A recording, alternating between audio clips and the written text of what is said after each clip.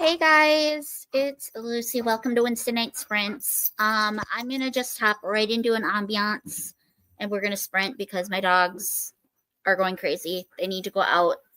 And I don't want any accidents. So I'm gonna give people a minute to get in and then we will regroup after the sprint. So I'm gonna add this to stage. Hopefully this is cute. I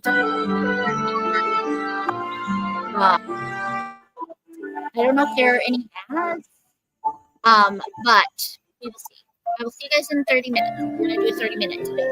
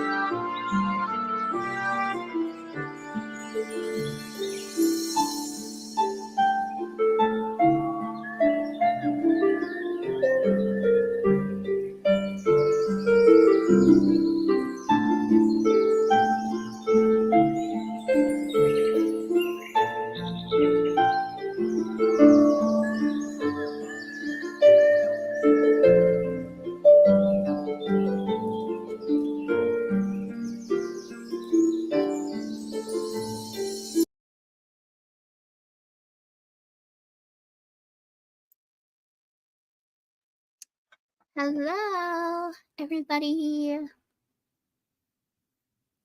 Welcome to Reading Sprints. I just started off with a 30-minute sprint right off the bat because I was not prepared at 6 o'clock. The Huskies needed to go out. Steve's not here. He's at church. And yeah, time just got away from me. I was going to be ready and then it's 6. So, yeah. How's everyone doing? Let me know if you're here and what you're reading. I am excited to see you all. Today I am kind of in limbo because I just finished a book. It was a very emotional book. I just finished The King's Scrolls by J.L. Knight, and that book literally destroyed my heart. I'm still not 100% sure where I'm landing as far as rating goes. But tonight I really need a palate cleanser. I was originally going to read Seeking Allah Finding Jesus tonight. And I've started it. I read the prologue and the introduction and the foreword and the first 4 chapters. And it's really, really good. I really like it. And I have a feeling this is going to be a really good book. But I think it's going to be another emotional ride. And I think it's going to be another one of those books that I'm going to need to take a break from once in a while just because of how emotional it's probably going to be. So I decided to not read more in this tonight. And I'm continuing as a light and fluffy palette cleanser. I've decided to continue the Getting Shipped series by Savannah Scott. So I'm currently on Cruise Shipped. Let me dim that even a little more for y'all. Yeah, I'm currently on this one, which is book 6, I believe. 6 of 7. And I do think that there's like a novella too, like a prequel. So I might technically have 2 more books to read after this, but this is book 6. And if you don't know what the Getting Shipped series is, it's a little light and fluffy rom-com series that takes place in the fictitious town of Bordeaux, Ohio, and it follows this group of friends and their shenanigans and their love stories, obviously, and we've got all the tropes in there, and it's very, very clean, very innocent. Like, there's not any smut at all, no swearing. I do think Savannah Scott's a Christian. I'm not positive. But really, really good. Really good series.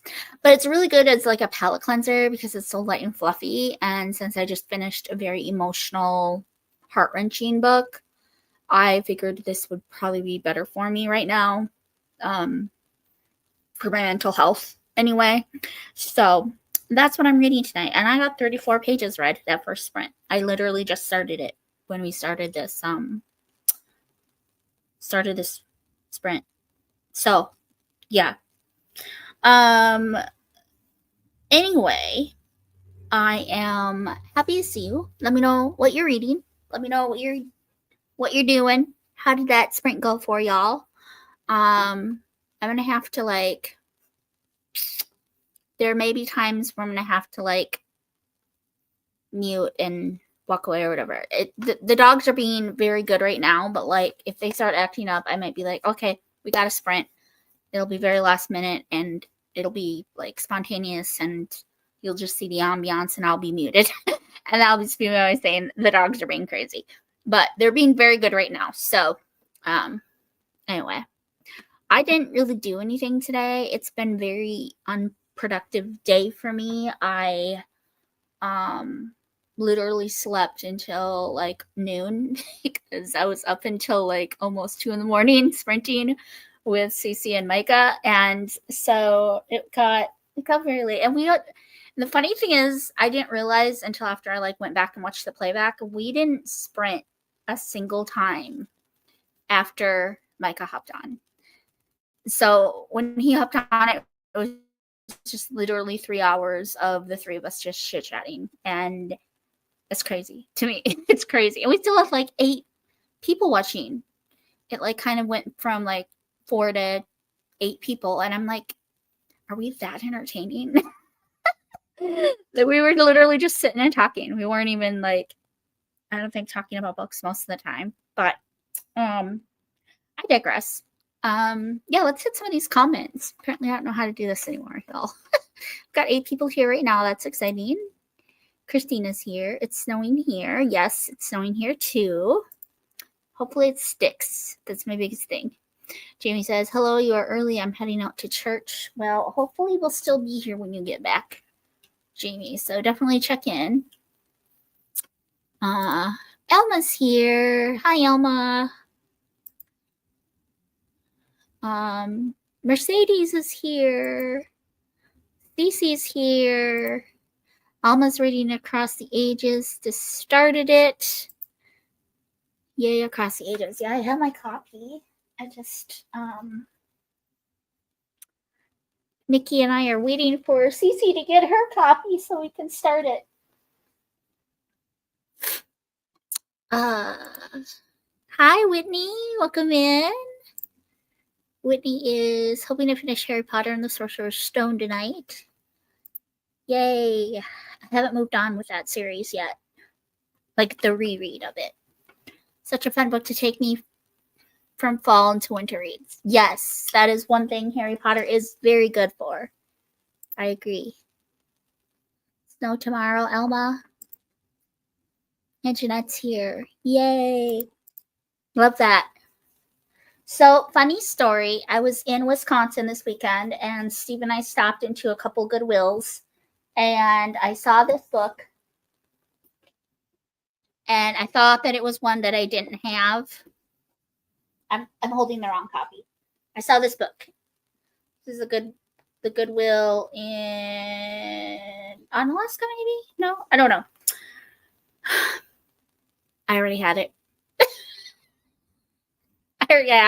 I got home and I already had it. I'm so upset. They don't look the same. Like, they're different colors, so they look kind of cute together. But yeah, I'm probably gonna. Oops. Oopsie poopsie. I'm a little upset. Not gonna lie to you guys. A little upset. So I still only have 3 of the 5. I'm a little mad, but at least it was only like not full price. Do you know what I'm saying? So, and it actually wasn't at a Goodwill. It was at a used bookstore, and I did pay, I think, a little more than I would have if it had been at Goodwill. But I'm so upset. I'm so bummed. I was so excited when I saw it too. I was like, yay! Because I've literally been looking everywhere for it. For the 1st and the 5th book in that series.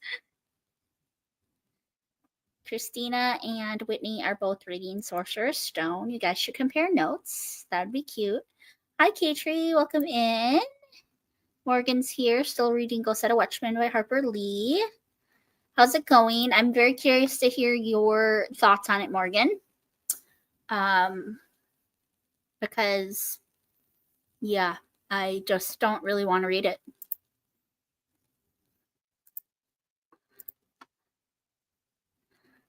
Almost done that a few times. And you did that with a different Terry Blackstock? Which one was it? I'd be curious to know. And Morgan, save the other one for a little free library. Yes, I have a whole box of books that I'm unhauling, and some of them are going to my niece, my 16-year-old niece who loves to read as well. But others I'm gonna be dispersing up throughout the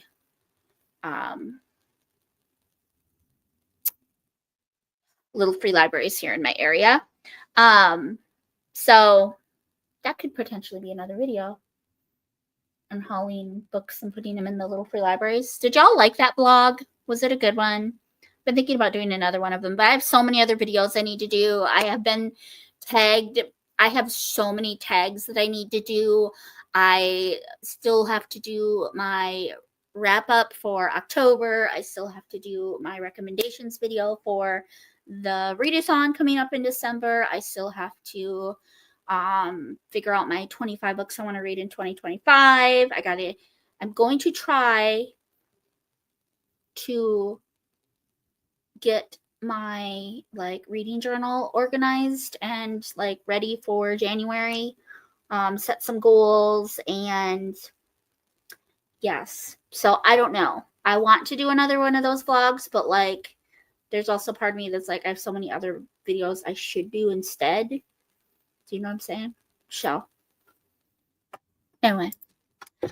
Whitney says, I bought Divergent at a used bookstore while on vacation this past weekend. Remembered you reading and loving it, so I snagged it for $6. Awesome, Whitney. You should talk to Hannah Beth because she is currently reading Divergent if she hasn't finished it yet. Per my recommendation, maybe not per my recommendation because it's kind of a book that literally everyone talks about. And she isn't loving it as much as I did. So I don't know what your taste is in books. So hopefully you like it. If you finish it and you don't like it, then I'm sorry. Please don't come for me. But yes, I loved Divergent. I was very, very surprised by how much I enjoyed Divergent. Still feels pretty high for a used copy, but yes. I think anything under $10 is good. I would be, depending on the condition that it's in, I would be willing to pay like $10 and under for a used book. It just depends on what it is. If I've read it before, if it's one that I love, one that I haven't read yet, and also like again what condition it's in. If it's got lots of tears or nicks and stuff on it, then probably not. But if it's like in a really, really good condition, I would say $6 is a really good deal. So that's just me. Thank you, Cece. Free library blog. Yes, we do. We do. Yeah. I think it's a common struggle amongst us part-time booktubers. Thank you, Whitney. Little free library. I did get some ink for my printer for all the readathons and challenges I want to do next year and prep my 2025 reading journal. Also need to work on my December TBR. Yay! Yes. Thank you. I appreciate it. Starts out with Jean Louise as an adult, and she has flashbacks to her teenage life, so that's been fun to see, but there are a few swear words, and they have used the Lord's name in vain. Yeah, and again, if I remember correctly from what some people have told me, the biggest scandal with Go Set a Watchman was that it kind of made Atticus out to be a racist. And I just love his character in To Kill a Mockingbird so much. I feel like he's just such a strong man of faith, a man of conviction. And I said this in my wrap up, which is being edited.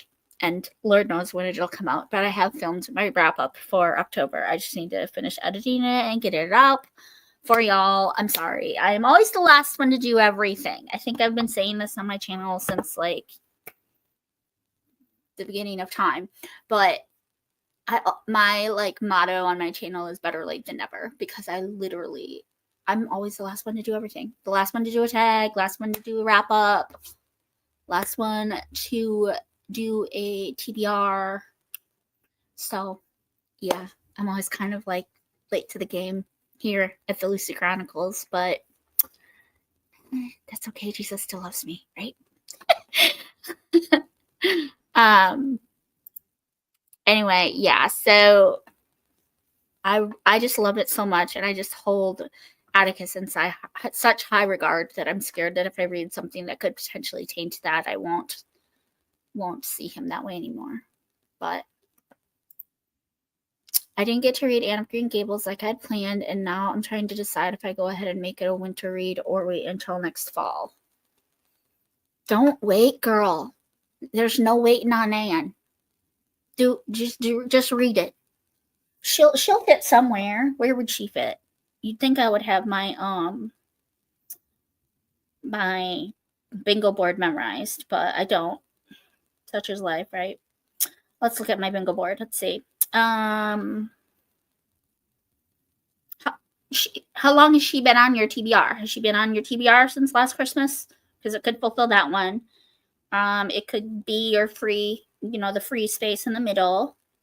It could be one. Oh, it's not a Christmas though. Yeah, so either of those two. If it's been on your TBR since last Christmas, you could use it for that, because it doesn't have to be a Christmas book that's been on your TBR since last Christmas. Any book that's been on your TBR since last Christmas.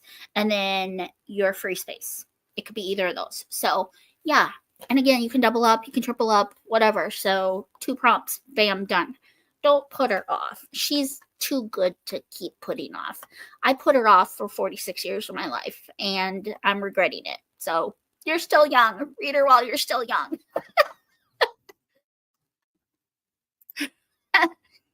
Mercedes, you are so sweet. I love you. Thank you for that. I love my new BookTube friends, all of the new channels coming out. Mercedes, I would love to have you on my channel in Sprint sometime and promote your YouTube channel. That would be really fun for me. So if you're down for it, we should try to set that up.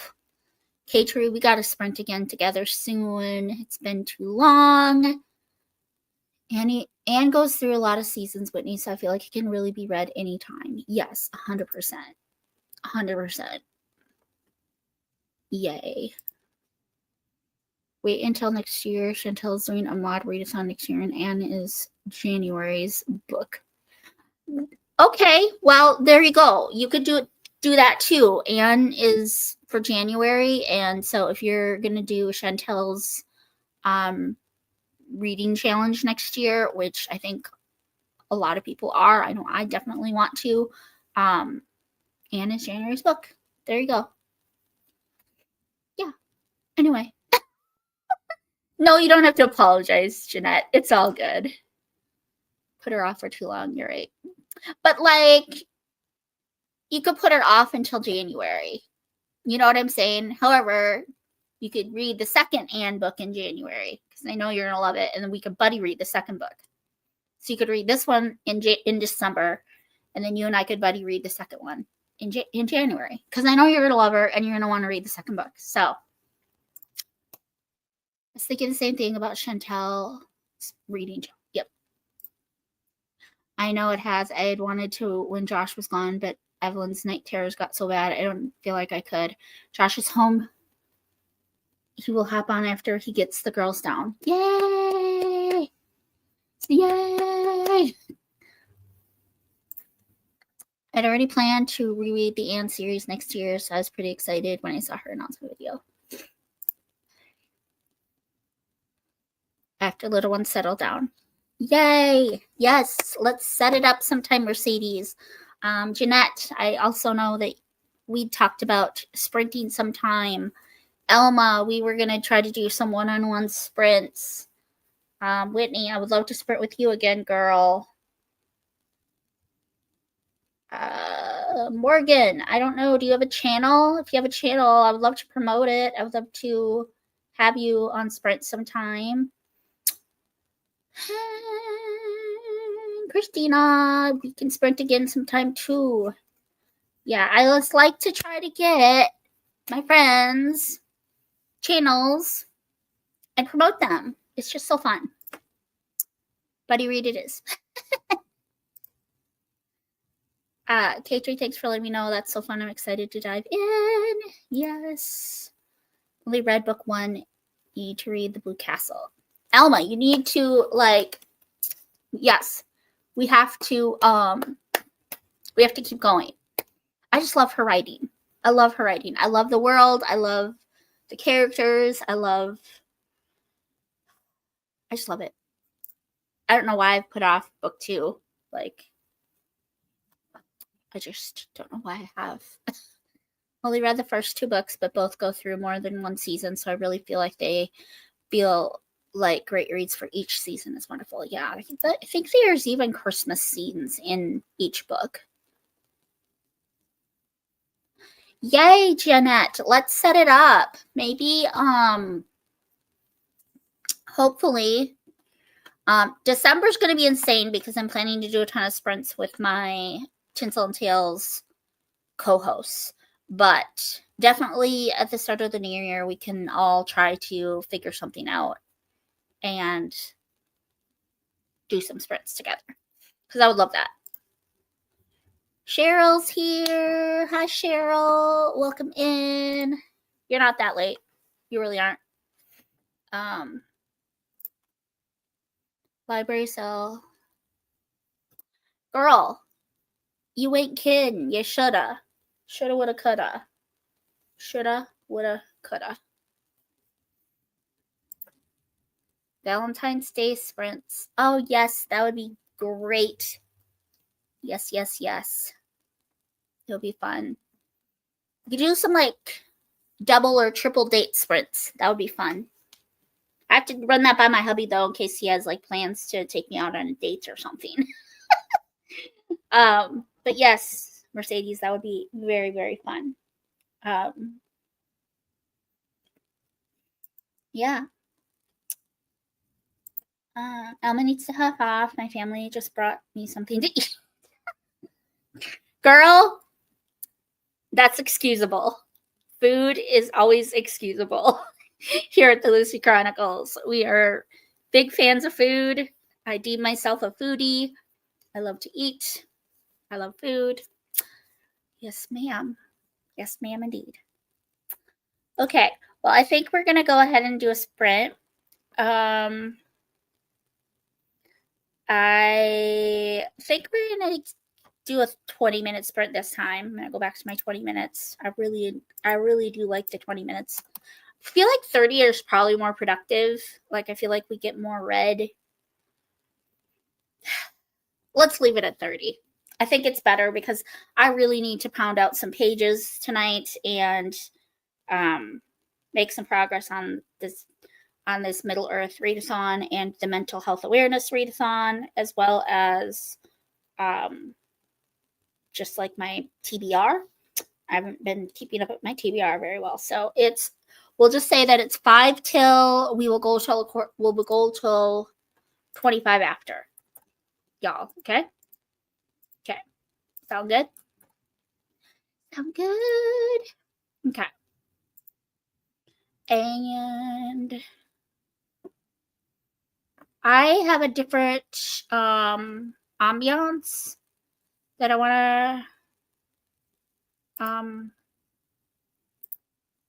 to do, because that other one, the music, like, I love the look of it, but I feel like the music was a little, like, repetitive.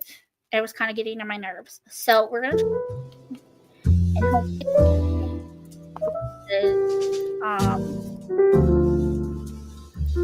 I really like it. I think it's really cute. Yeah, hopefully this is okay. I will see you guys in 30 minutes. God bless your reading.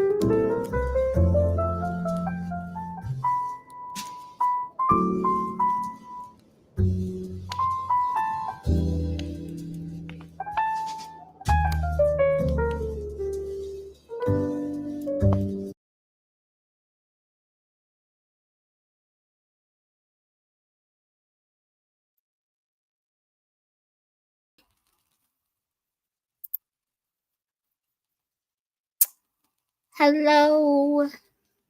That was 30 minutes. How did we do, my friends? How did we do? I need a drink. I read 16 pages. I was a little distracted. I've been texting Cece.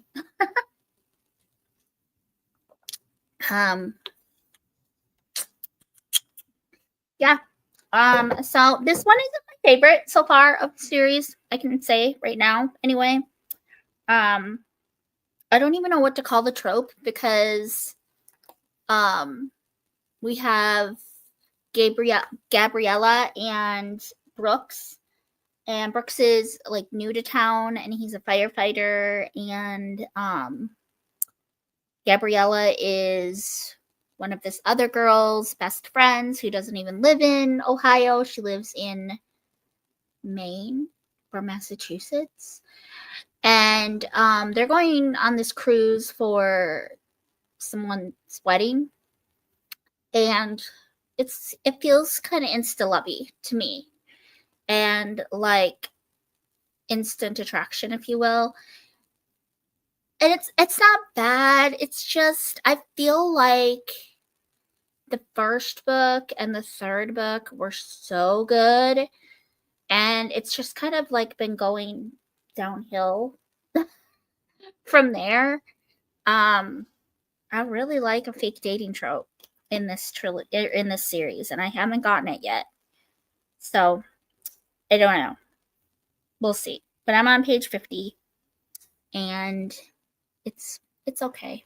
I don't hate it. I'm not going to DNF it. I really want to push through this series because I've very invested in it. 6 books invested into it, so I feel like I got to push through. But this one's not my favorite of the series. How did everyone else do? Cheryl said hi and bye to Elma. Paige is here reading The Dragon's Hide by Dustin Porta. I need to put my glasses on. D.K. Holmberg and Cookie Bait by Ashley Funk. Is Cookie Bait like a cozy page? Welcome in, by the way. It's nice to see you. Read a little over 2 chapters, reading Circle of Spies by Rosanna M. White. Chapter in her Christie novel. Then 7 pages in The Fellowship.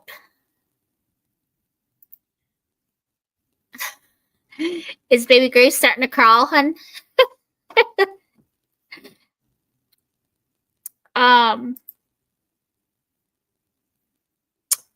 Yeah, I don't really know what to say. I have this new cube of word teasers that I kind of started going over with Celestria and Micah last night in sprints, but we can do a couple. So this one says roll with the punches. So basically the way it's set up is it gives you like a funny saying, and then it tells you the meaning, and then it tells you the origin, and then the back of it asks a question, like a kind of icebreaker question. So roll with the punches means take things as they come. Be calm no matter what happens. The origin is this comes from a technique in boxing in which a boxer moves away from or rolls from a punch in an attempt to avoid the blow. Would you describe yourself as uptight or someone who rolls with the punches? It's a really hard one for me because I feel like I could be both. I can be very uptight in certain situations. Excuse me, sorry. But I also feel like I can be very roll with the punches too. So I don't know. I feel like that's a question we should ask Steve, my husband, because he would probably be better able to answer that. Also, James is here to get the Huskies, so if you hear them going nuts, they're going nuts. Whitney says she's walking, I'm in trouble.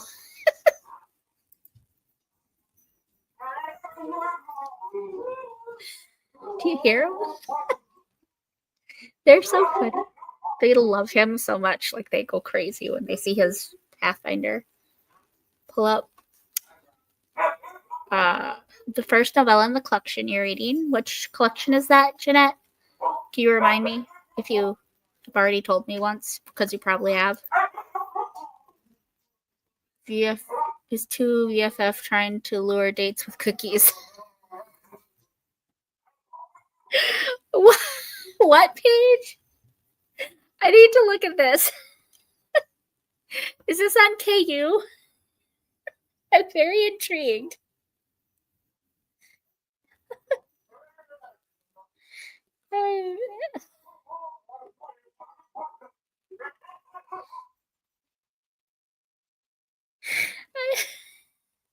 I need to understand what this is.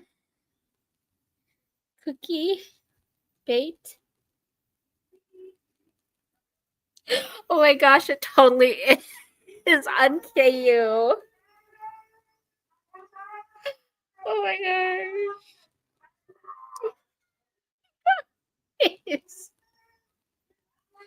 Look at the screen. Well, let me tell you, if I was not married, you would only need cookies to lure me into a date. That's all I have to say. Okay, I want to read the overview. I heard this. Do you guys hear them?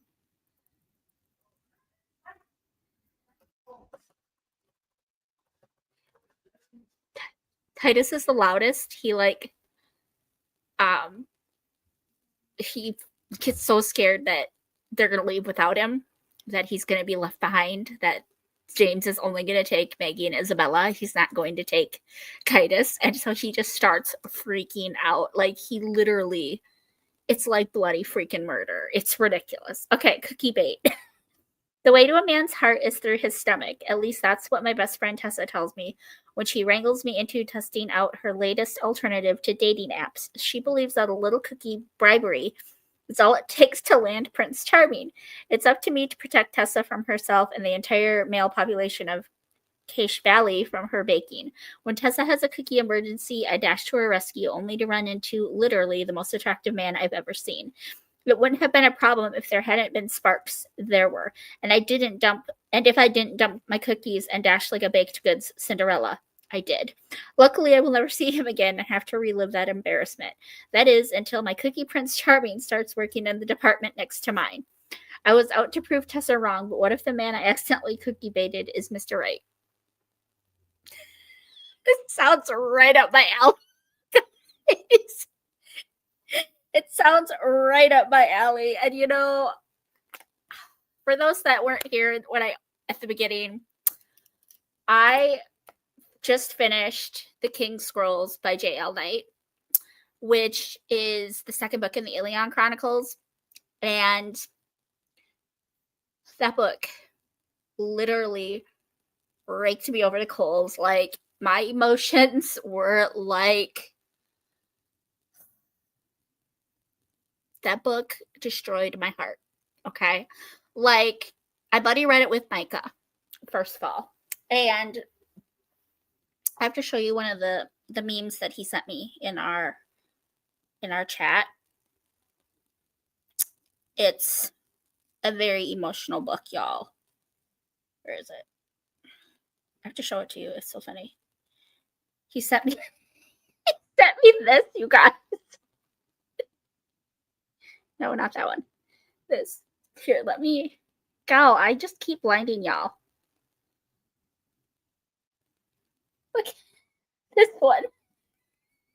He sent that to me at the end of one of the most emotional scenes I have read in a really long time. And so, as you can imagine, I needed a palate cleanser after I read that. Originally, I was going to read this because this is going to kill two of the prompts on the C.S. Lewis Beagle board. And I've been wanting to read it for a long time, and I just know it's really good. But like, I read the intro, the acknowledgments, the foreword, and the prologue, as well as the first 4 chapters. And I have a feeling this is going to be an emotional book too. This is going to be one of those books that I need to read very slowly and in chunks, because I think it's going to destroy my heart. So I am putting it on pause. I'm not quitting, but like, I think I can only read like 5 chapters a day or something like that. Because I don't think that emotionally I can handle more than that. So I needed a palate cleanser, which is why I've been oh, that's hot. I cannot talk today, y'all. I can't talk. I can't think. I can't nothing. And it's because of this ridiculous book.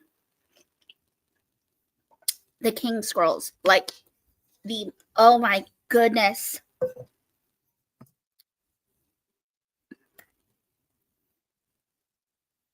Trigger warning for violence. There's a pretty intense flogging scene in that book.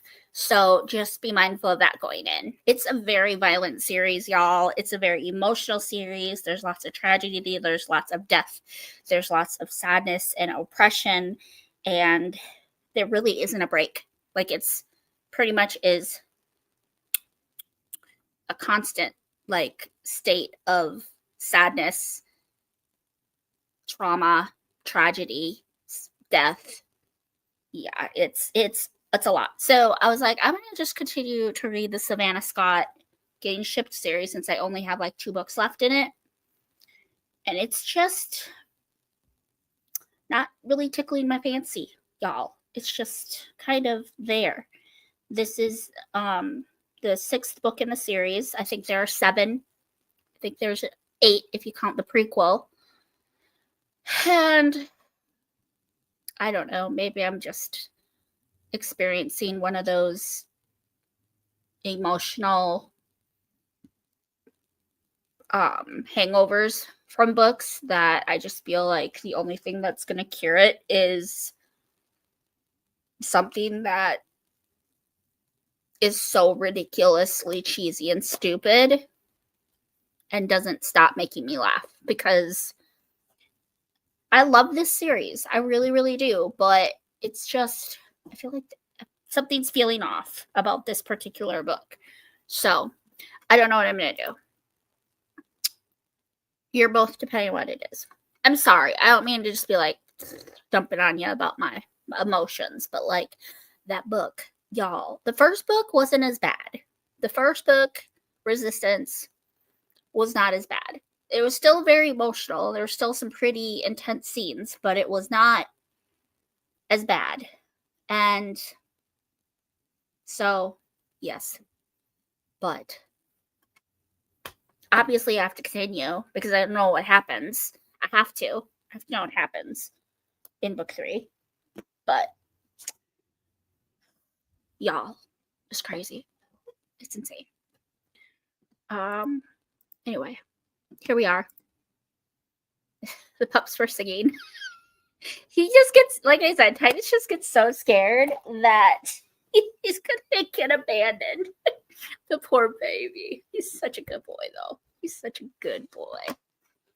Love him. I don't know why. What I'm doing. What am I doing? Cornered, Lynette Eason, L.H. Blackburn, and Natalie Walters. Okay. Romantic suspense, I'm assuming. Just says I'm pretty uptight. I can see it. I can see you being going with the flow, though, too. I want to read it. Yay, praise the Lord. The book that I just got done buddy reading with Micah, and I already told him, I said, our next buddy read has to be something happy. I told him, I said, I don't care what it is, but it has to be something happy. Like, I do not want our next buddy read to be number 3. It's The King Scrolls by J.L. Knight.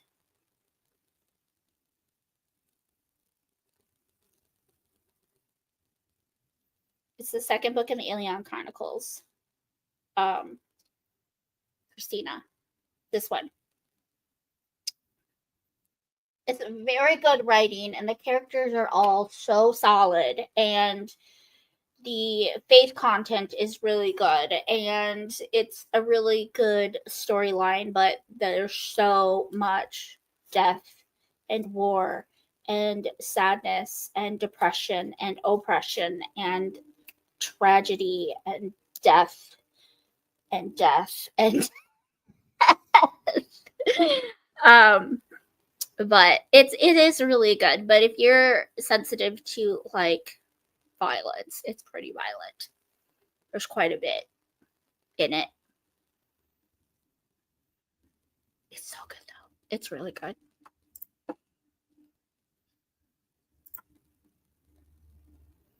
So glad your nephew's getting better. Yes. I think having kids made me have to go with the flow at times. That's probably why. Better than I used to be, but still. I am like, I feel like there are certain situations where being uptight is good though, especially when it comes to your kids, because there are certain things that you want to instill in them and just not compromise on as far as like discipline goes. Because I know for me, when my sister's kids were younger and we had them over all the time, like we had weekly sleepovers, and one thing that I really firmly believed in, it was like structure and like sticking to your guns. Like if you say you're going to do something, you do it. And that's one of my biggest pet peeves with when I see, because one of my friends that she's not in my life anymore, but she had 3 kiddos, and one of the things that drove me crazy about the way that she would parent, and this isn't me criticizing people that do this, I don't want y'all to think that, but I'm just saying that for me it really annoys me when people tell their kids, hey, you better shape up or I'm gonna do this, and then they don't do that, like they don't follow through. It really, I think, is detrimental to the kids. And so in that regard, I do think that being uptight is a good thing. I have no idea why my mind went down this road or why this came up or why I went there or why I felt the need to share that. But there you go. Take what you want with it. That was so unnecessary. I'm sorry, y'all.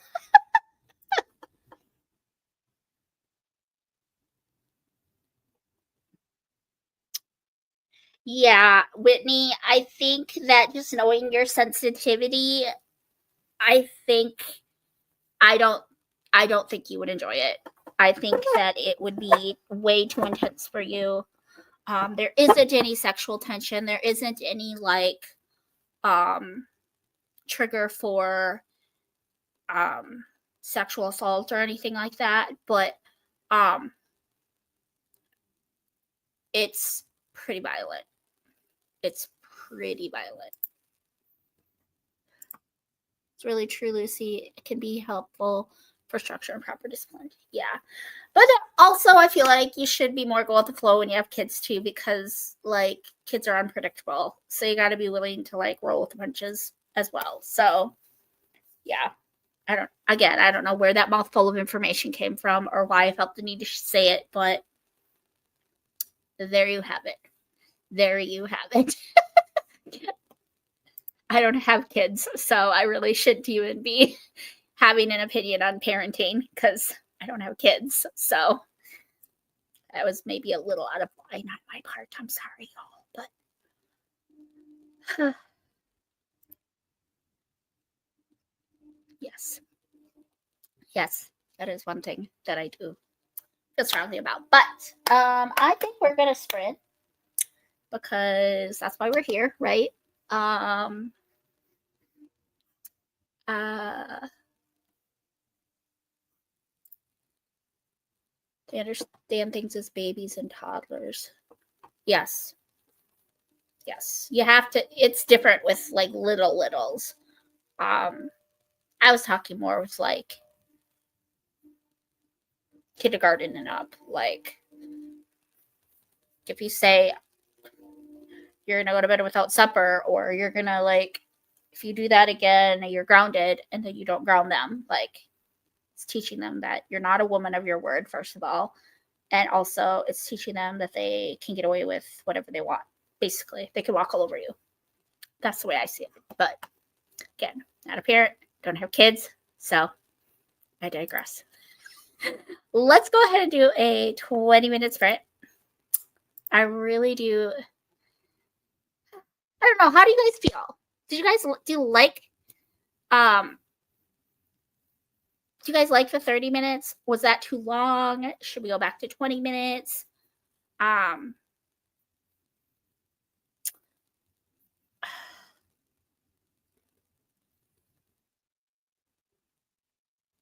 What do you guys think? How do you feel? I feel like 30 is so much more productive, but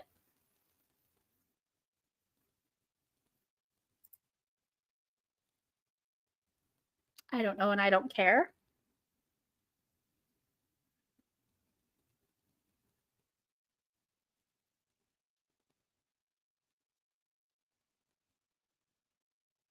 Hi, Josh. Welcome back. For a minute, I didn't know who was talking.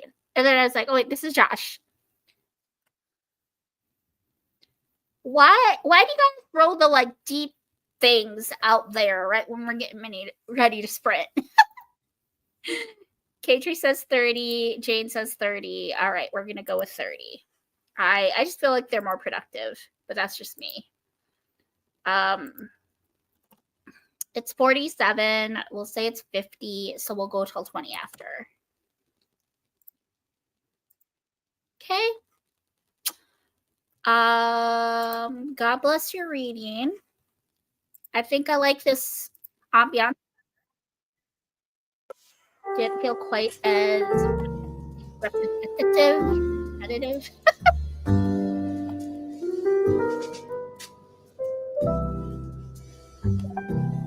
So hopefully it's all right.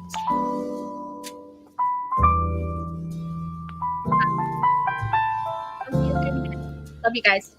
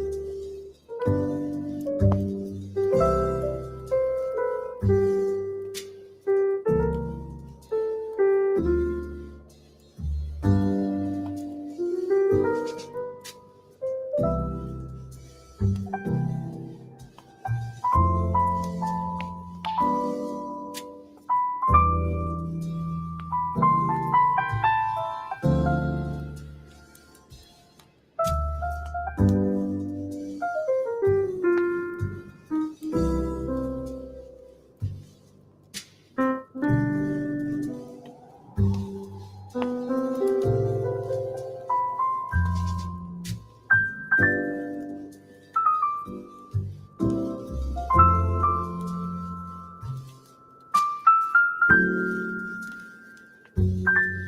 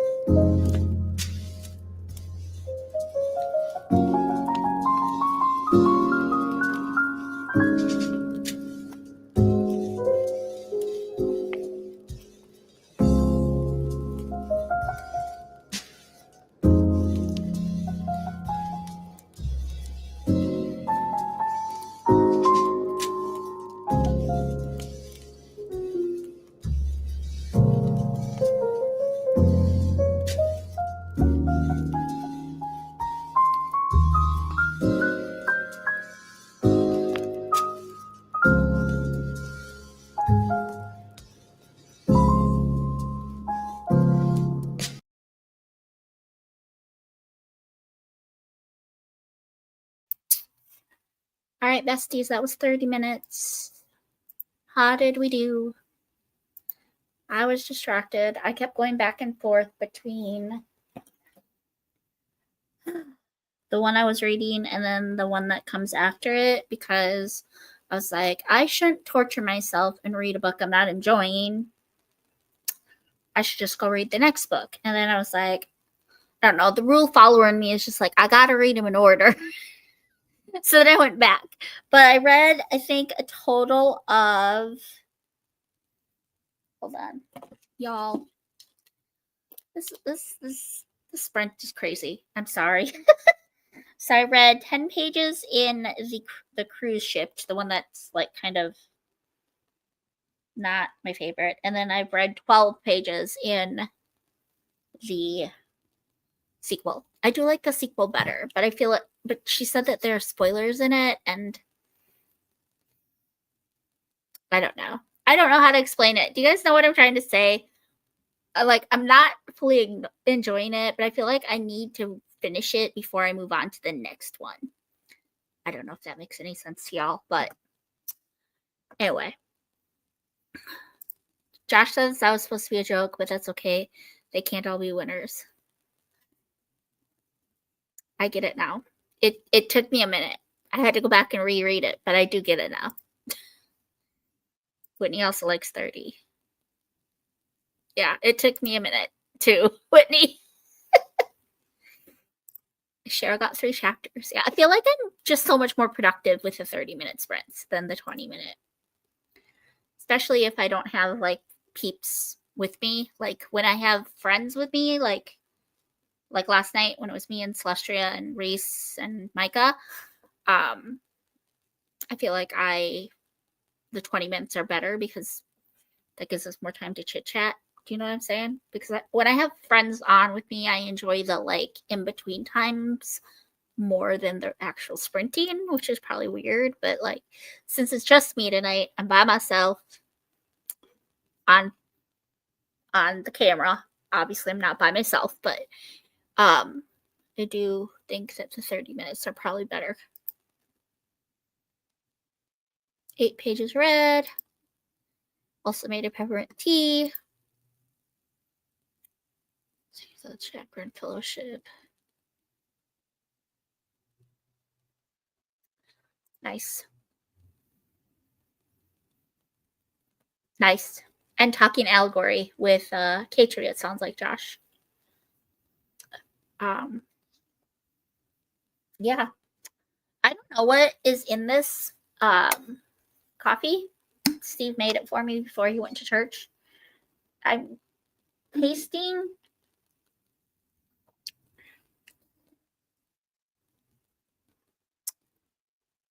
a little bit of brown sugar cinnamon. That's mostly what I'm tasting. I'm probably way off, but that is what I'm tasting. I could be completely wrong, but that's what I taste. He'll be home any minute and I can ask him. But Jane read 3 chapters. And Katri started. You started what, hon? What did you start, girl? Sorry, I'm out of it.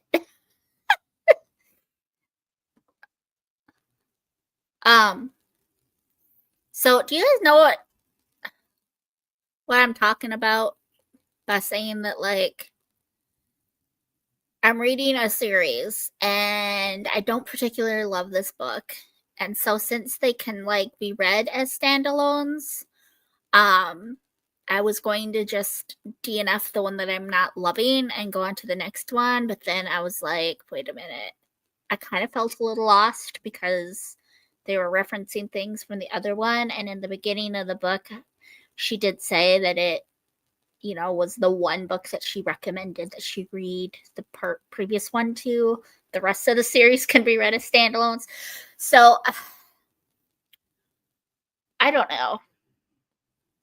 I'm such a rule follower, too. I That's probably the biggest thing for me. Is like I started the series. I want to finish the series. I feel like I should read all of the books in between too. I don't know. Okay, that makes sense. One chapter and supporting my friends' channels. I love that.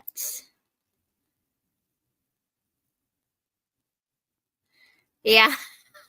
I just love Hagrid. I'm sorry, Whitney. I love Hagrid. He's just such a good character. Very, very good character.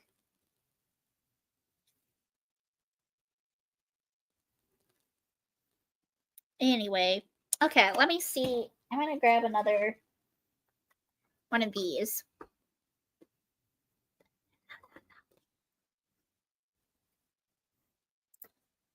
Jane says, I understand what you're saying. I'm the same as you and feel I need to read each book in the series in the correct order.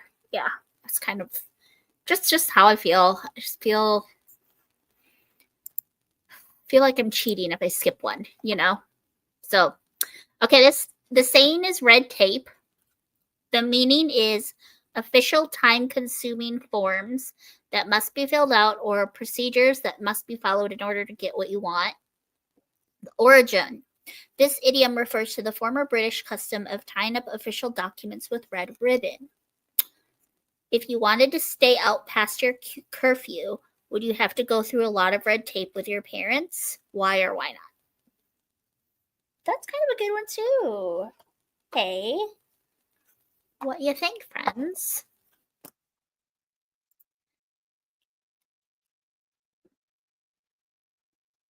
I was allowed to stay out past my curfew because I was a good kid, so I didn't really have a curfew. My sister, on the other hand, she had to be home by 10 every night in high school because she's kind of a little stinker. Yeah, I don't know. I was not the popular girl for sure in high school. I was very shy. I didn't have a ton of friends, and I was kind of the teacher's pet, and I was a straight A student, pretty much, like a straight A, couple B's once in a while student. So I didn't really have anywhere to go. So on the rare occasion that my friends from church wanted to do something, it was usually youth group kids that wanted to do something if that would require me to stay out past curfew. But on the rare occasion that I actually wanted to, my parents had no problems letting me do that. So out of curfew and was terrified of my stepdad, so I followed the rules. Yeah, I guess I was just blessed in that way. I don't know. My parents never gave a curfew. I came home at 1:30 from doing algebra after theater at the college one night, and my dad was like, no, not past 12 ever again. So much red tape. Where are you going? Who will you be with? Who are their parents? Do I know them? When will you be back? What's the phone number I can find you with? Oh no. That's so awful. See, my parents were good in that they parented us different because we were different kids and we had different personalities, and like I don't know how to explain it. I was a good kid. I didn't skip school. I didn't go to parties. I didn't smoke. I didn't swear. I was very involved in my youth group. I loved the Lord, and I got very good grades. Like I held a very good GPA. So I had my parents' trust. So they had no reason not to trust me. So like I said, I didn't ever really have a desire to go out past like 10 o'clock at night. But because I'd established that trust with them, whenever the youth group would do something that went past 10 or midnight or whatever, they had no issues with me doing that. My sister, on the other hand, if it wasn't church kids, if it wasn't church related, she had to be home by 10 o'clock every night during high school because she was the rebel. She was the rebel. She was the one that would skip class. She had C's and D's. She was the one that was caught smoking at the Rock. She was the one that was caught partying.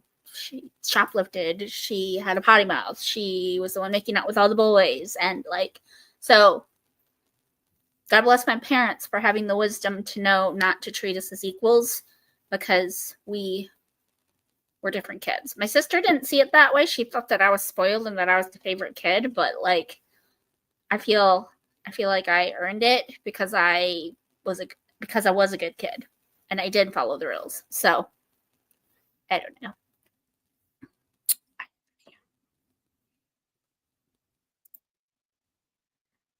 And on and on and on. Half the time I said no to my friends just to avoid that conversation.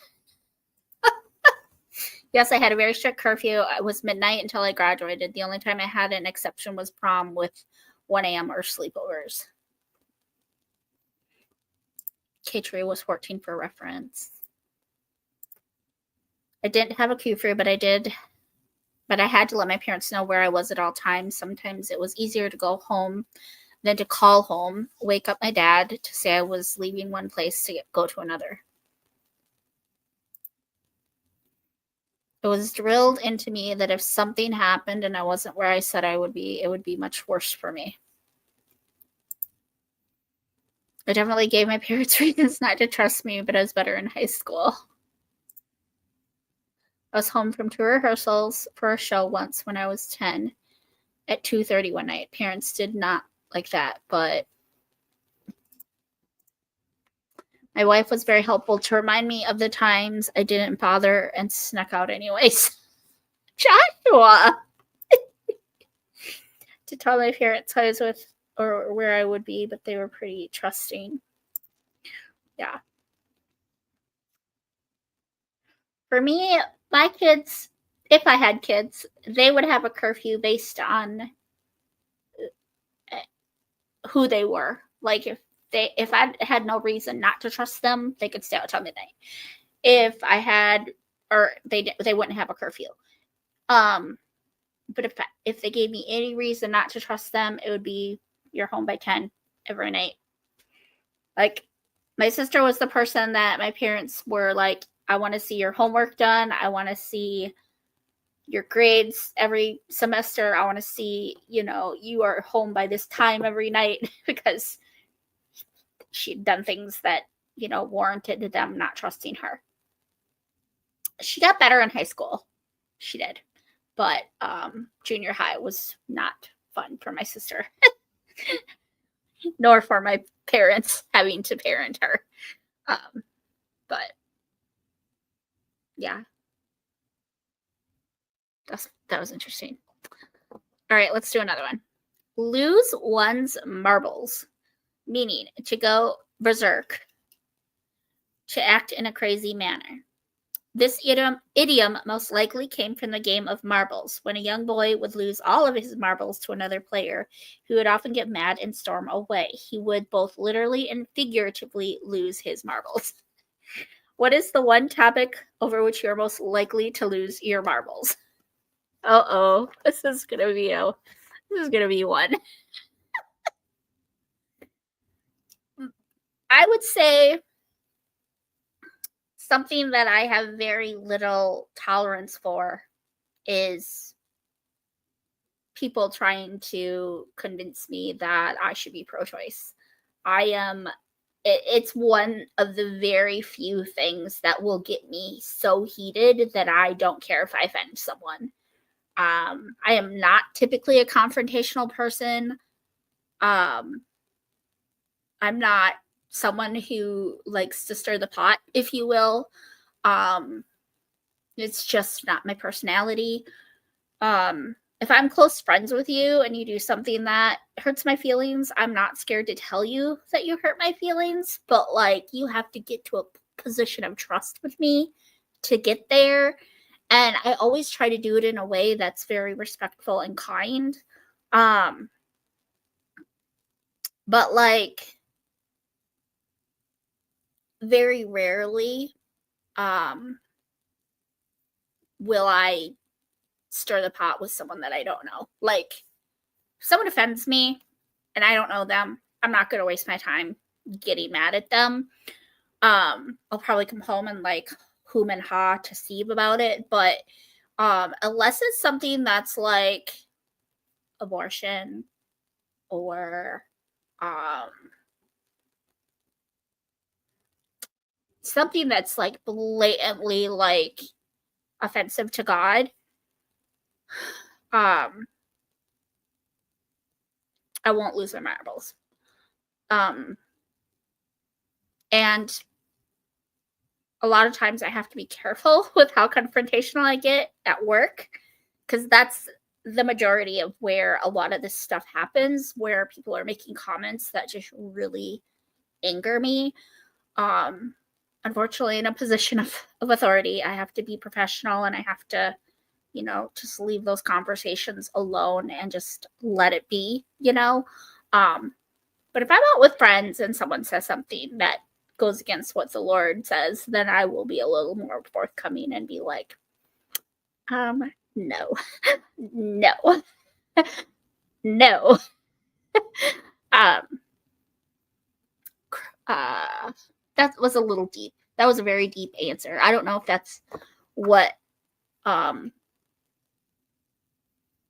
what this card was trying to say, if it was asking like for something deep that just makes you get so angry. I'm thinking of righteous anger here.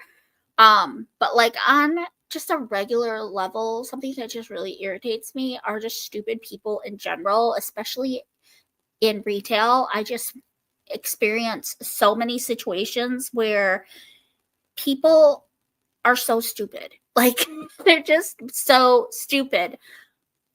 I just don't understand the logic and be maybe not even stupid's the right adjective so much as they're just so unkind and so selfish and greedy and so materialistic and so like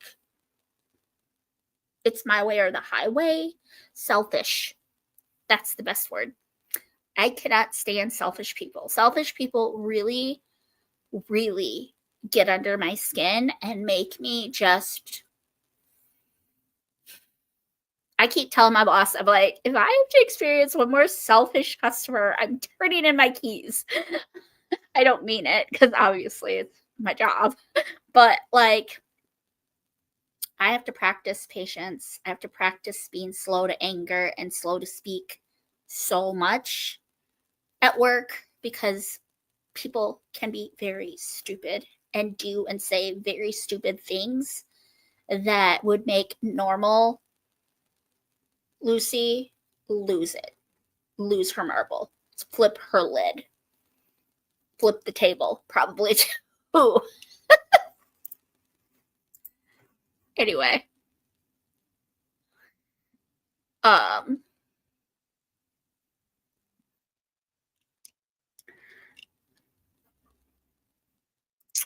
I had to tell my parents. Oh, I did read that one. Sorry.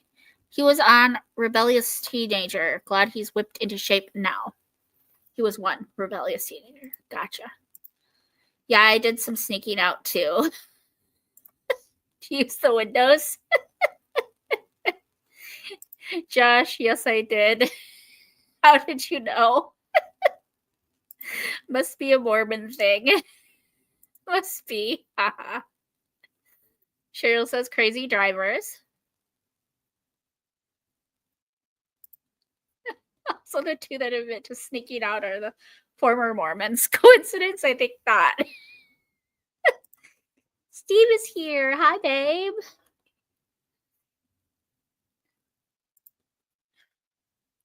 My munchkins, obviously, Mama Bear. Also will lose my marbles over my baby girl. Anything that hurts my kids or cruelty to children or animals.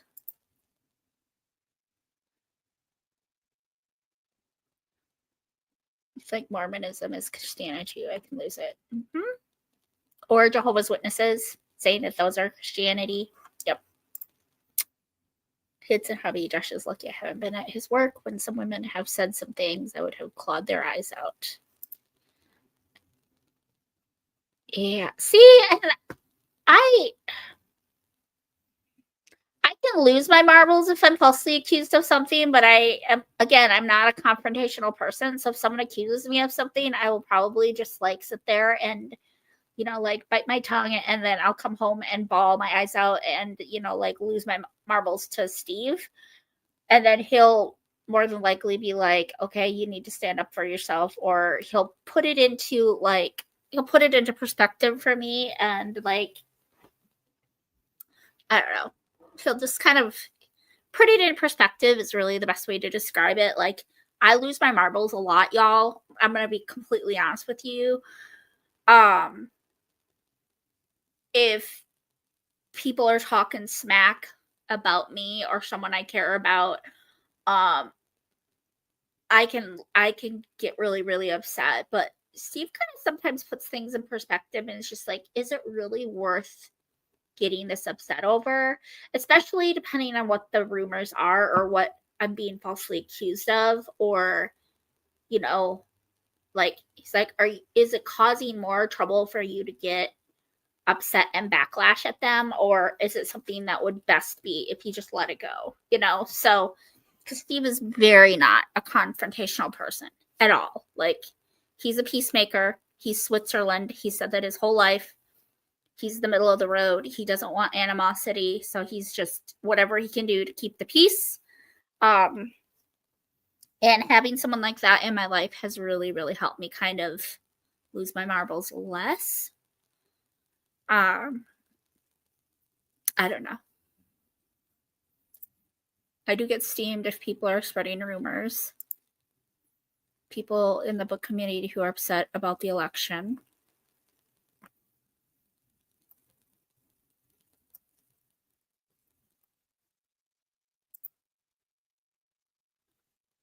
Speaking of losing marbles, my toddler is right now. Hope everyone has a great night. God bless you, Mercedes. I unfollowed some people on Instagram because they were literally cussing out, name calling, and wishing death on their book pages over the election. Oh my goodness.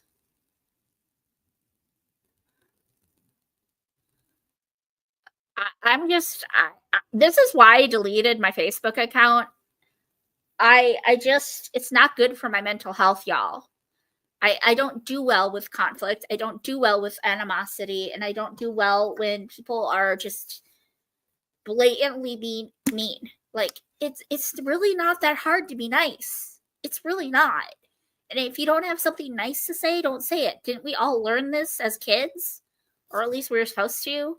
Like, the Bible says to speak life, to speak truth, to speak things that are lovely, and to think about things that are of good report. And like, I can't subject myself to the negativity that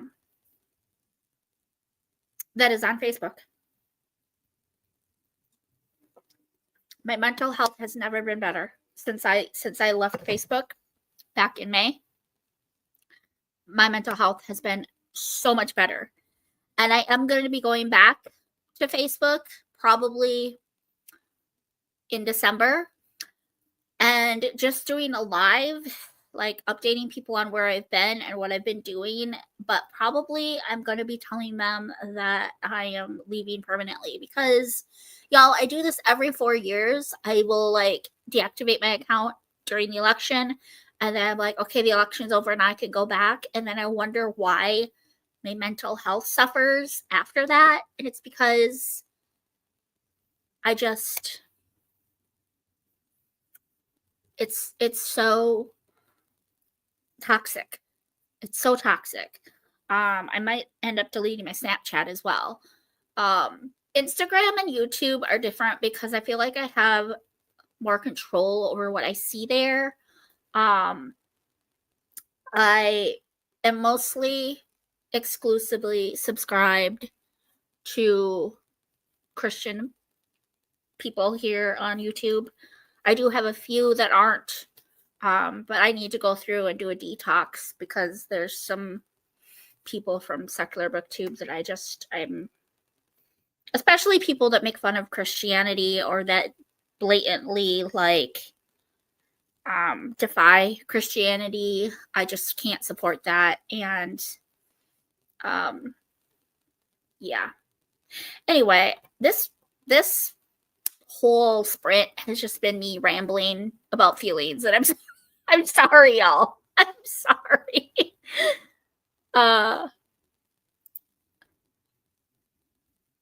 It's not that hard to be nice. It really isn't.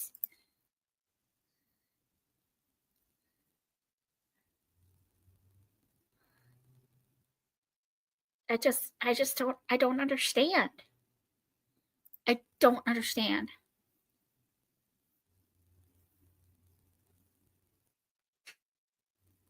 Christina, I feel like there's a better way you could be in touch with your family. Like a phone call or um even to me, even Instagram feels less toxic than Facebook because and maybe that's because I have fewer followers on Instagram than I do on Facebook. I don't know. Facebook is more people that I know in real life. That could be part of it too. Instagram is really more people that I just know in the Christian Booktube community because I really wasn't on Instagram a lot before I joined Christian Booktube. So that could be part of it.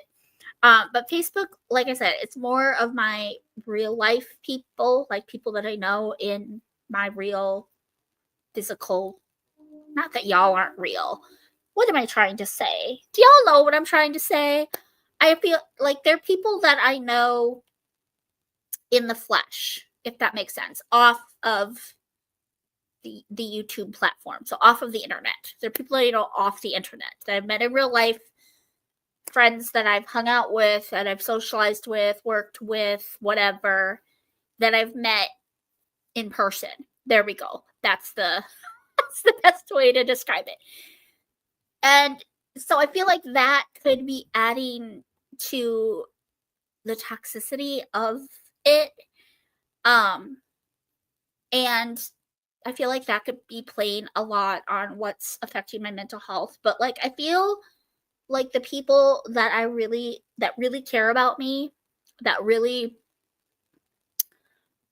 I really want to stay in touch with, I feel like I could like be in my live just be like, guys, this is just not for me. And if you want to stay in touch, private message me before this date, and then we can set up a time to exchange phone numbers, or you could follow me on Instagram or whatever. But like, let them know what's going on. So it's not like I'm just like ghosting them. But I don't know. I don't know. I'm kind of over it with Facebook. And every 4 years, I do this. I just hum and haw, like, well, but this person, but this person, this person. And I just think that it's just, it's just, I feel like it's just so much better for me mentally since I have not been on there. So, anywho,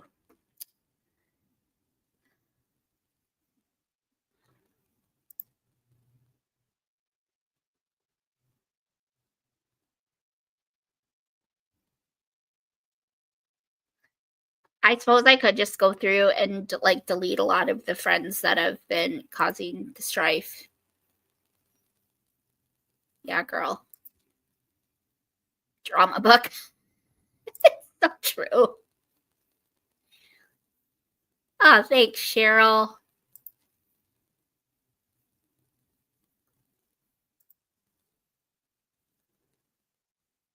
Yeah.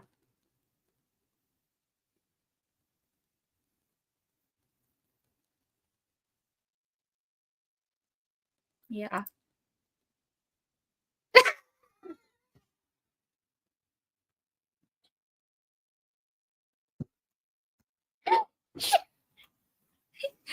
No, I love you so much. My table is being ridiculous right now, y'all.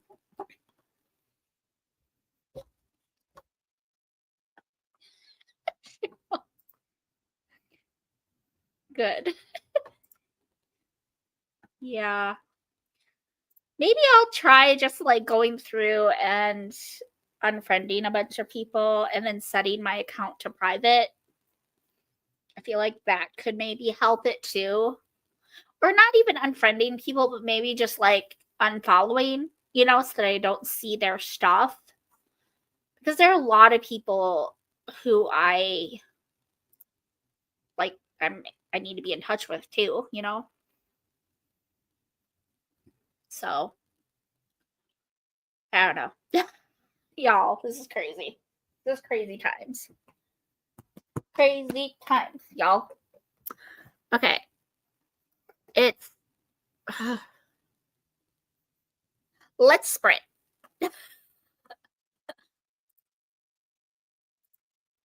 I had Instagram that was a personal account, but then I created the one for my channel, and I only hang out on that one because it's a fun place. Again, unlike the drama from the other one. Yeah, that's kind of how I feel. Like, I don't know.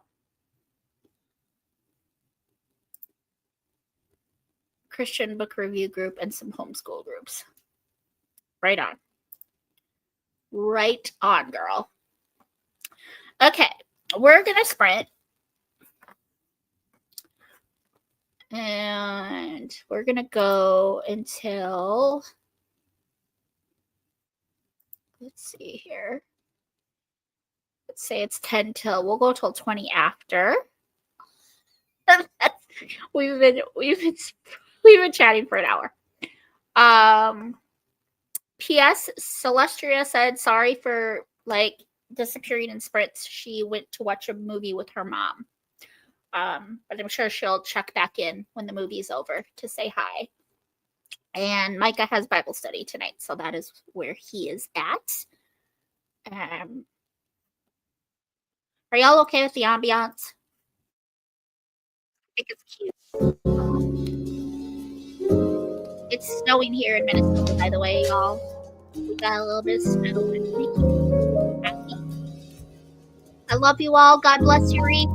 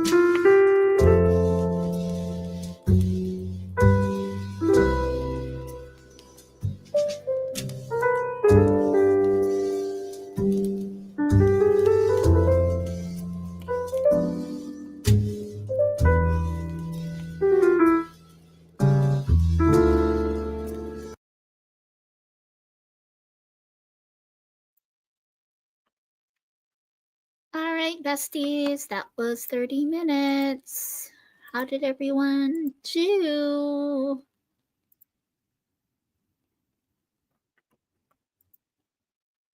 Whitney says it's beautiful. The ambiance. Thank you. I really like it. I really like it. I read 18 pages.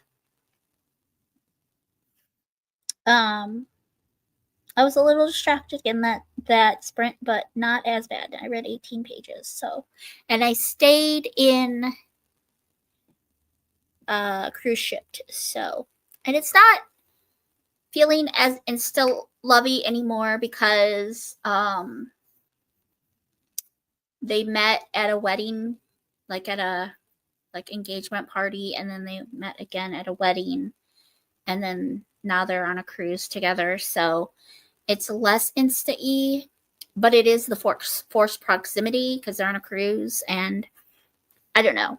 I haven't heard a lot of people talk about this one, so I might have to go and like watch some reviews of what people say about it, because it's secular, it's not Christian, but it's clean. Like there's no like, I don't know how to explain it. Paige is leaving us. Have a good night, girl. Thanks for saying hi. 24 pages. Nice job. 6 to 7 pages. Robbery Under Arms by Ralph. What is that? What's the genre? Christina hasn't read. And Whitney read 8 pages. It's forced proximity. So I don't know how that's going to play out as far as like keeping things clean. You know what I'm saying? So like, I don't know. I feel like, is anyone, I want to look and see if anyone's like even reviewed it.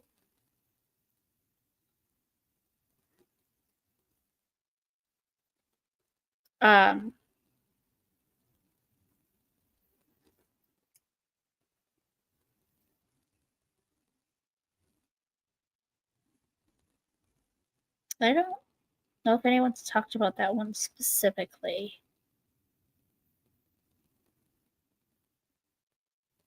I might have to look on some of my friends who I know have read the series.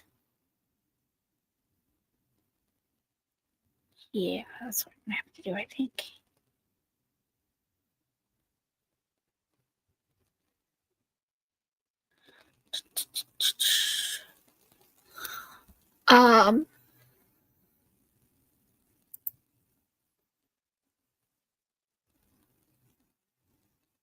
Where are we?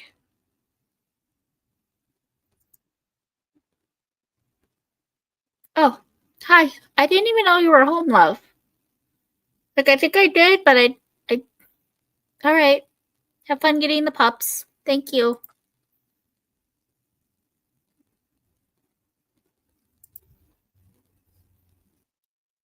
Yay! Is that Harry Potter? I'm so happy. 3 chapters. Video. Yay.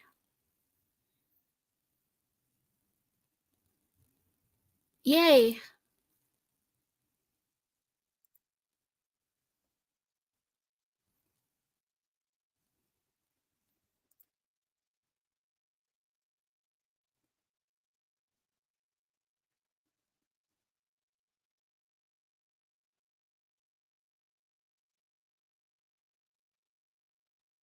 That's a really good question, Whitney.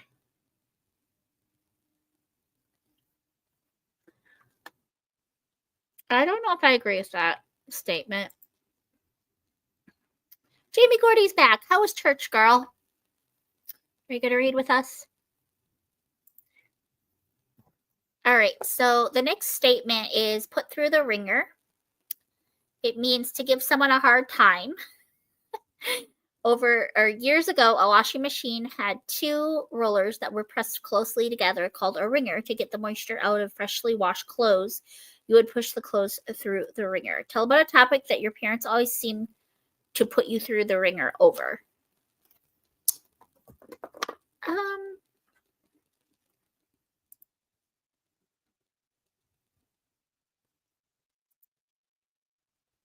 I agree with that, Josh. I think Peeps should be in the movie.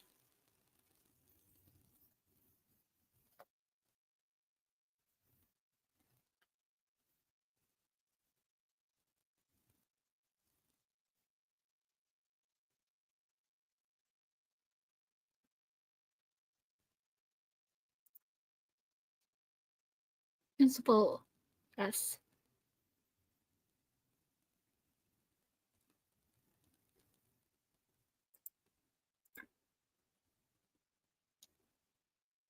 Yay.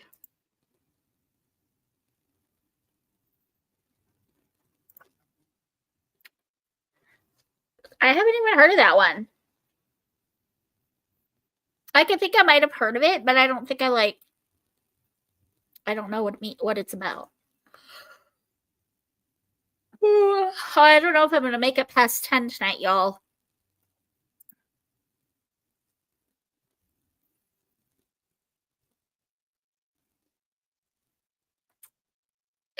Yeah, I sprinted till like 2 in the morning with Slusher and Michael last night, so I'm a little tired. You guys, I didn't really even get out of bed until like technically it was like 4 when I finally got myself out of bed. I was up though. I was just in bed reading and like um editing a video and like yeah, that's that's really sad though that I couldn't get myself moving until 4 o'clock.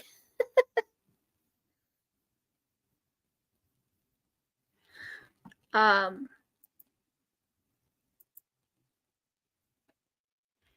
Cheryl, it would be an excellent short Halloween read. Okay. To make a note for next October. Yeah, I'm exhausted. I don't know how like Micah does it because he had to work at 8 in the morning. He was up till almost 2 with us. I don't know how he did it. And Cece, I don't she's an hour ahead of me. So like yeah.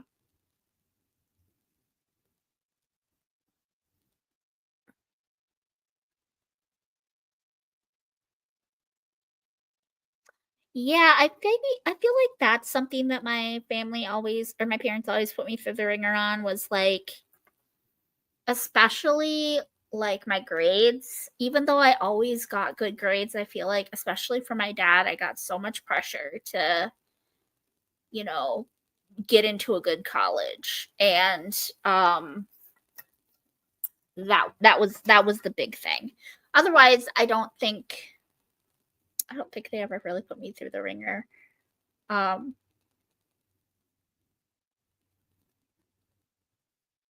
Finances maybe in my early 20s when I was being stupid.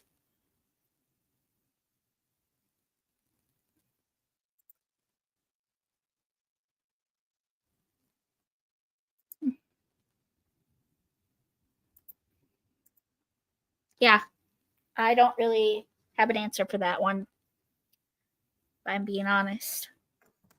This coffee does not seem to uh this coffee doesn't seem to be doing what I want it to do. But it's okay. Y'all cray staying up that late. That was almost the time I was getting up. Yeah, it was a little nuts.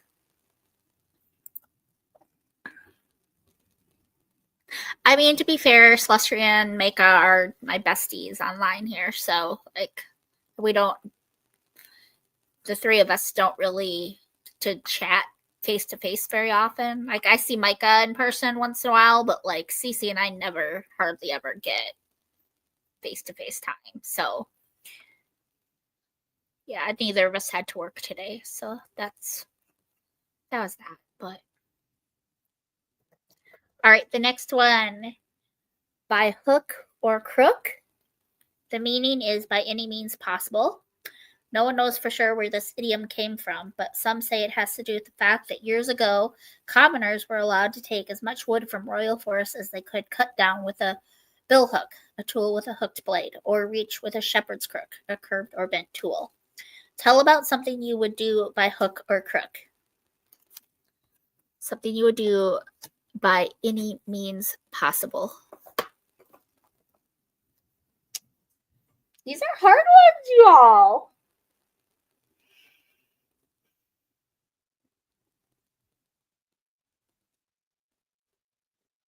I don't know about this one.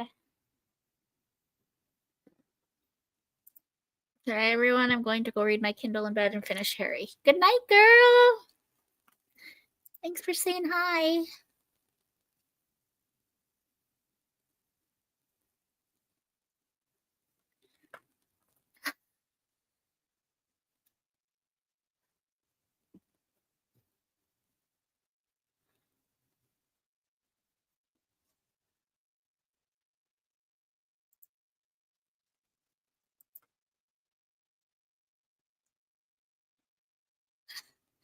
That's okay.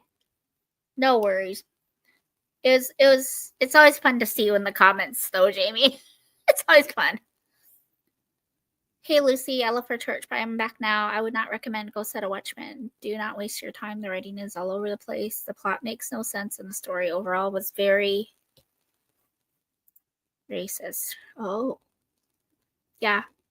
That was my worry. So thank you. I'm glad you made it home too, Joshua.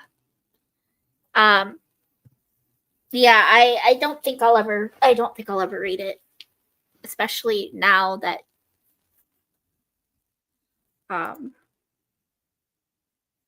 you've reinforced what I've heard. Yeah. Preach the gospel, defend my family. Yeah. I hope I would do that.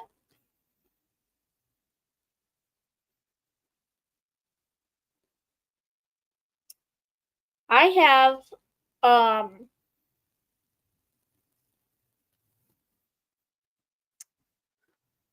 anything to do with protecting my family, protecting my loved ones, protecting my faith, defending my faith,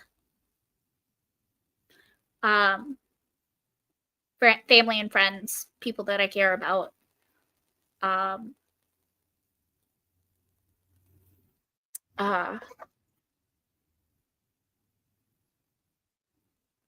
By hook or crook, by any means possible, I would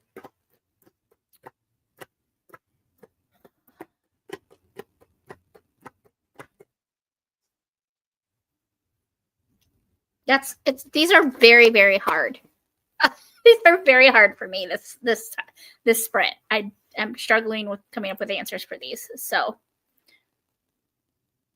it was more than a month, Josh. You were gone for more than a month. Yeah. Yep.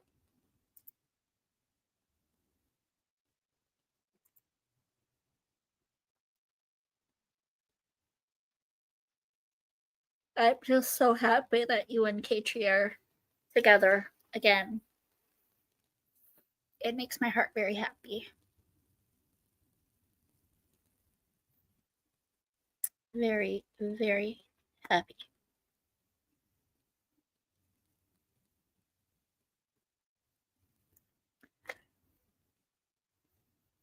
All right, y'all. Let's sprint. I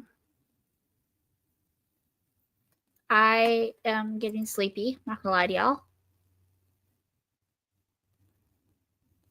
I gotta be honest, I don't know how you live there, although you're probably not just sitting out there where it's pouring down all day long. Plan to reread To Kill a Mockingbird. Just can't believe the drastic thought process. I just don't want to read it because To Kill a Mockingbird is my favorite book of all time, and I love Atticus so much. I love him. Jamie, Gordy, can you give any insight on Go Set a Watchman? Have you read it? Because I would really like your insight as a literature teacher. I'm just so curious. Yes, Cheryl, it's a train. They're so calming.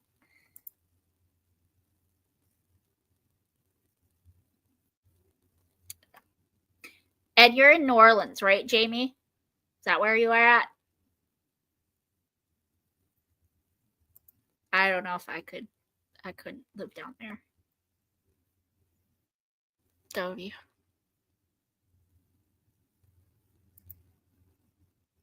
Okay. Thank you. That's all I needed to hear. That's all I needed to hear, y'all. All right. I think I'm gonna only go till the top of the hour, y'all. And then I'm gonna pray and call it a night because I am pretty tired. You guys.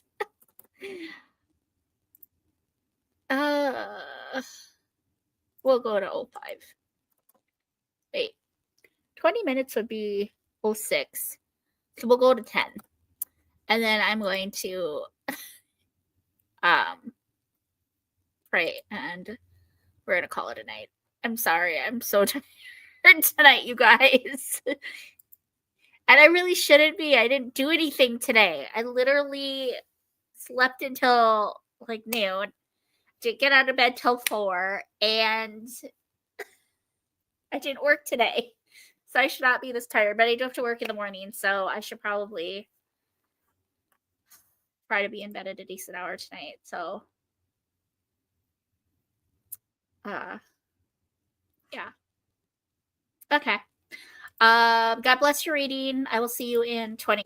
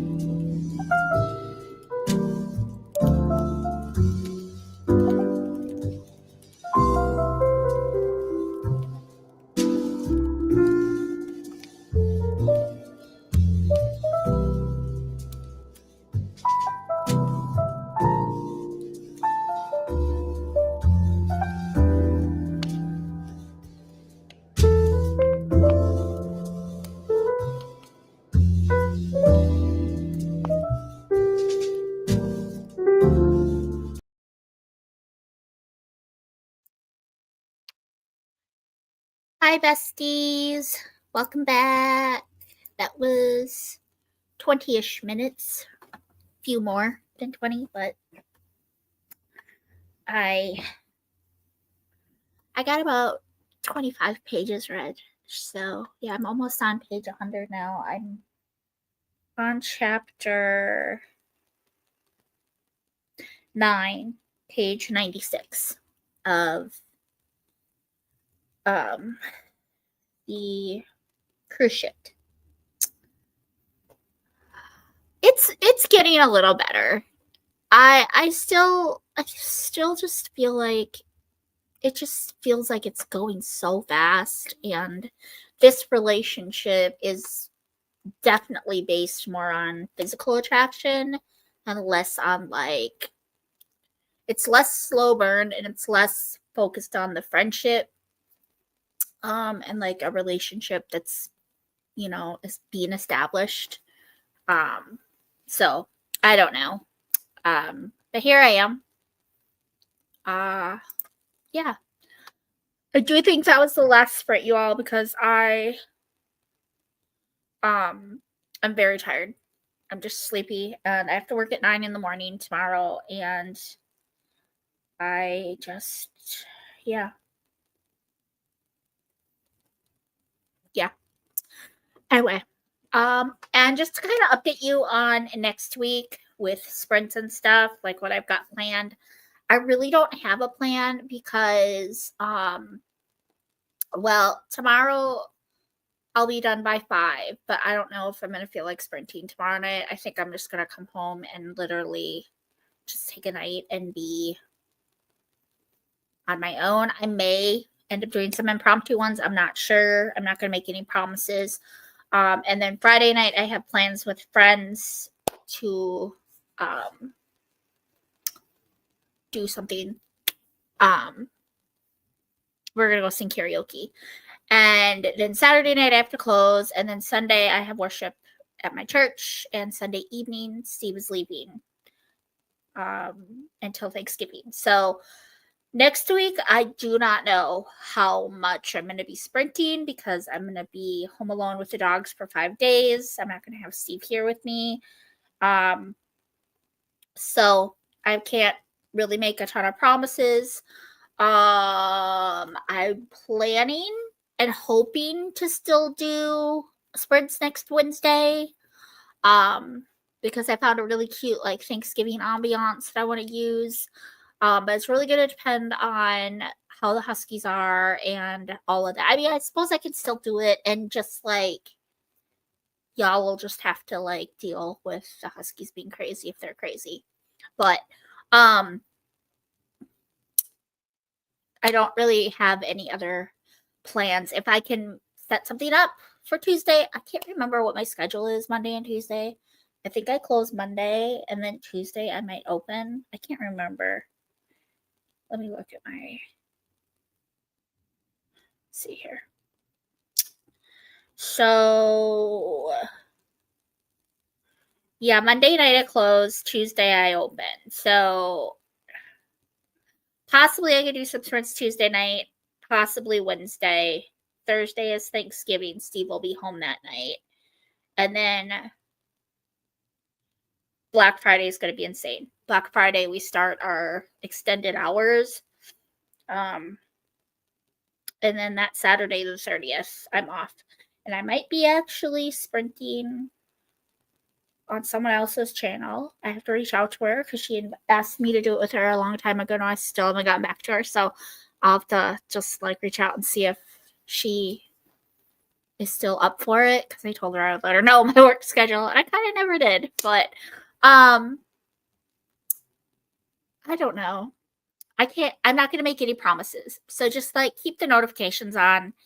And if I do sprint at all next week, it will be impromptu. Like between now and Thanksgiving, if I sprint at all, it will be impromptu. It will be last minute. I'm probably not going to schedule anything. I'm probably not going to like make plans with people because I just don't know what's going to happen between now and Thanksgiving. But I'm definitely going to try to sprint next Wednesday because I really like having my Wednesday nights with you guys. But again, I just don't want to make any commitments and not be able to follow through. So anyway, let's hit these comments and then I'm going to say a quick prayer for us and we will I'd call it an early night tonight, y'all, because I'm beat, and I would like to spend a little time with Steve before I go to bed, because I'm not gonna, he's got a long day tomorrow. I'm not gonna see a lot of him tomorrow. So yeah, I feel like I'm just making excuses, y'all. I'm sorry. I'm really sorry. Let's just hit these comments. My ninth grade curriculum requires me to teach a book called A Lesson Before Dying. Has similar themes to Kill a Mockingbird. I've considered substituting To Kill a Mockingbird for it, but I think I would take twice the time. Can you, though? I thought that was a banned book. That To Kill a Mockingbird, doesn't that mean you can't teach it? Like, what does it mean? What is a banned book technically? Like, help me understand what it means by saying that it's a banned book, because I feel like maybe I'm not understanding what it means. Nice, Jane.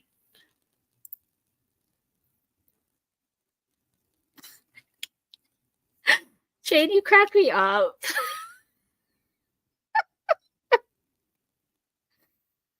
See, I guess it depends on the circumstance. Like, if it's like overly, like literally, like that's all that they're calling them, it drives me absolutely bonkers.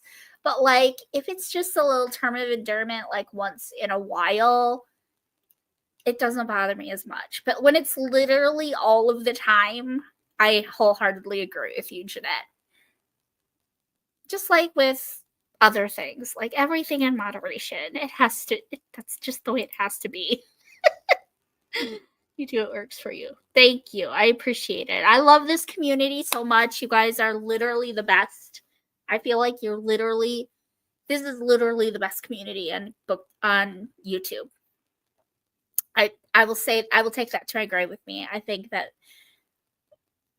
you guys are some of the most gracious, loving, forgiving, kind, low, no muss, no fuss people I've ever known, and I just really appreciate the support and the I don't know. I just really appreciate this community.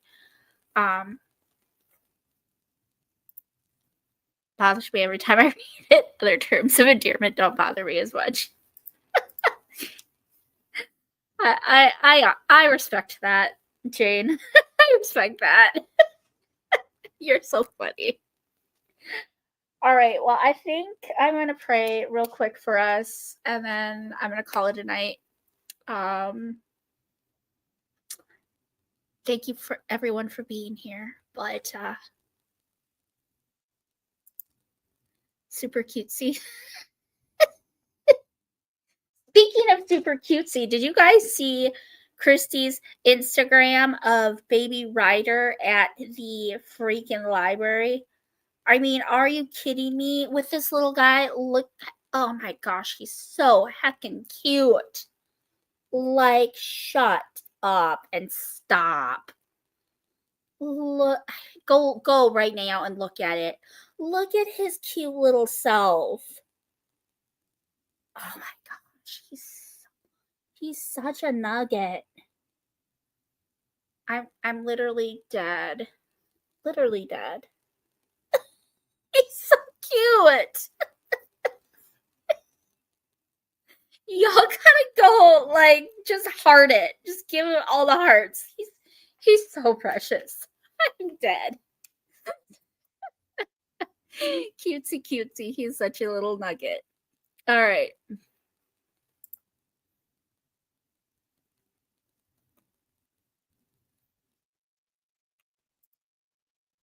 It's similar enough to A Lesson Before Dying that I could get away with it. Now. Got it. Okay. Awesome God, thank you so much for this beautiful community.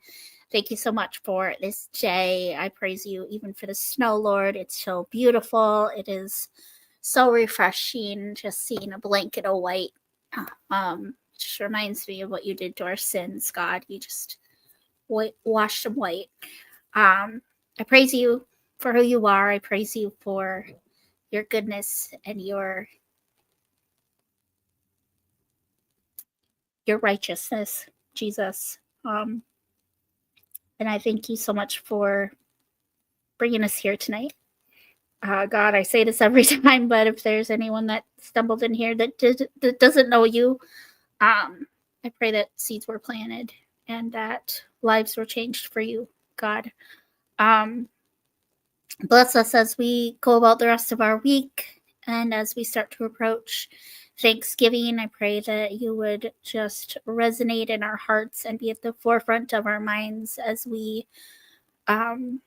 take time to think about the things we're grateful for. We love you so much, and thank you again for this evening. In your beautiful and holy mighty name, I pray. Amen. Thank you so much for being here, everybody. I love you so much. And if I don't see you before, I hope you have the most beautiful, best Thanksgiving ever. Please take time to love on the people that you love and eat lots of food, please. Eat lots of food. I'm all about the food, y'all.